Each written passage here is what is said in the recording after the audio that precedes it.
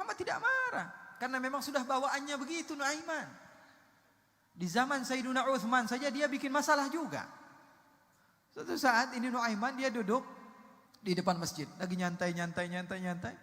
Tiba-tiba ada orang buta. Orang tua buta pegang tongkat. Bolak-balik kanan kiri depan belakang.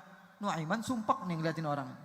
Ini sudah tahu saya lagi sumpek. Duduk di depan masjid sendirian. Ini ada orang buta bolak-balik bikin sumpek. Dipanggil orang buta. Buta kamu kemari. Kata orang buta, kenapa wahai rajul? Kenapa wahai fulan? Kamu ini ngapain bolak-balik di depan saya? Sudah tahu saya lagi sumpek, kamu bolak-balik di depan saya. Kata Nuaiman. Oh, saya cari kamar kecil dari tadi ini. Saya pengen buang air kecil, tapi saya tidak tahu di mana tempat buang air kecil. Anak saya sedang pergi dan tidak ada satupun yang menunjukkan kepada saya di mana saya harus buang air kecil. Oh, kata Nuaiman, gampang sini saya yang nganter kamu. Dipegang tangannya oleh Nuaiman, dibawa kemana? Dibawa ke masjidnya Rasulullah. Zaman Rasulullah, masjid-masjid tidak ada kamar mandi. Dibawa kemana? Dekat daripada mihrab. Dibilang, nah ini tempat buang air kecil. Dibilang. Kata yang buta, benar ini tempatnya. Iya, ini tempat benar. Pergi Nuaiman. Dia buka celananya, dia kencing di situ. Sahabat-sahabat dan tabi'in sedang sholat melihat ada orang yang buka celana di depan dekat minbar. Maka mereka teriak Allahu Akbar. Kemudian mereka maju. Siapa ini? Musuh Allah, musuh Rasulullah. Mengotori masjid baginda Rasulullah. Untuk berbicara saja mereka malu, apalagi kencing di masjidnya Rasulullah. Akhirnya semuanya mengejar orang tersebut, ingin dipukul. Ketika ingin dipukul ternyata orang buta. Kata sahabat-sahabat, hei ini masjid Rasulullah. Innalillah, kata si buta. Ini masjid Rasulullah. Iya masjid Rasulullah. Kenapa kamu bisa kencing di sini? Oh tadi ada seseorang Arabi, sepertinya orang Arab pedalaman, mengantarkan saya ke tempat ini dan dia bilang ini adalah tempat buang air kecil katanya. Kata sahabat-sahabat, pasti ulahnya Nuaiman. Nggak ada lagi yang berani kecuali dia. Siapa namanya kata si buta? Nuaiman.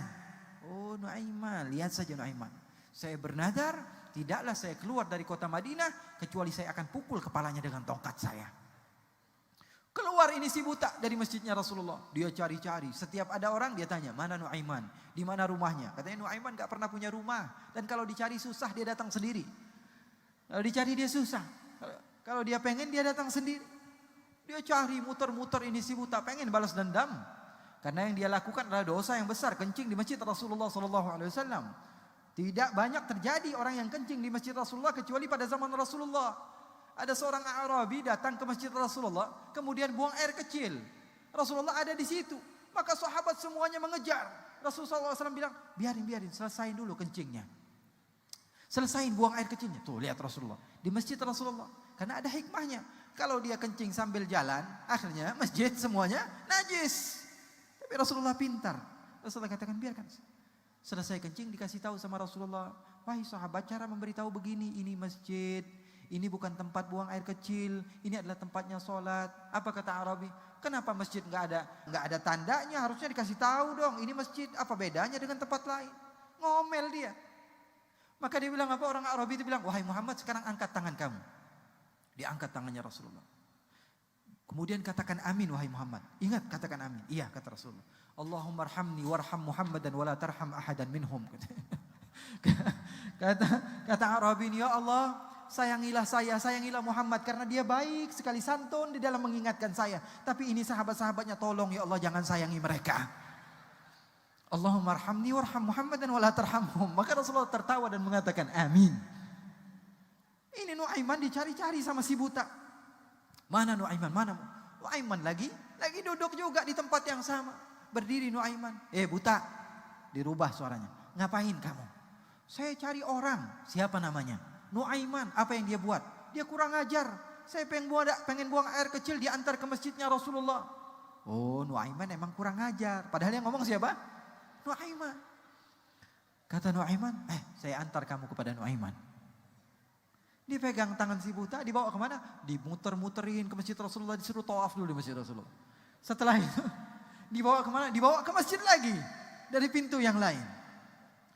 Ketika itu, sahabat Nabi Amirul Mukminin Sayyidina Uthman bin Affan sedang salat di mihrabnya, masjidnya Rasulullah. mendekat Nuaiman bersama si buta ini, dibawa ke mihrabnya Rasulullah SAW.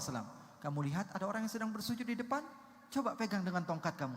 Dia pegang, oh iya ada orang, itu Nuaiman. Dia pura-pura doang. Dia pura-pura soleh padahal dia orang jahat. Padahal dia ngomong siapa? Nuaiman. Kemudian Nuaiman pergi, ini si buta ambil tongkatnya dipukul kepalanya Amirul Mukminin. Semua sahabat yang sedang sholat bangun, qutila Amirul Mukminin, qutila Amirul Mukminin. Sayyidina Utsman mau dibunuh, semuanya maju. Ternyata yang dilihat siapa? Si buta lagi. Baru setengah jam, ternyata si buta lagi yang datang. Kemudian semua orang pengen nangkep. Kamu telah memukul Amirul Mukminin Sayyidina Utsman. Nangis si buta ini. Dia mengatakan, demi Allah, semenjak sekarang saya tidak akan pernah percaya sama yang namanya manusia. Gara-gara Nuaiman. Orang-orang seperti ini banyak. Oleh karena itu kita tidak boleh menilai seseorang daripada apa yang dia ucapkan. Ataupun apa yang dia kerjakan. Karena siapa tahu dia dicintai oleh Allah dan dicintai oleh Rasulullah SAW.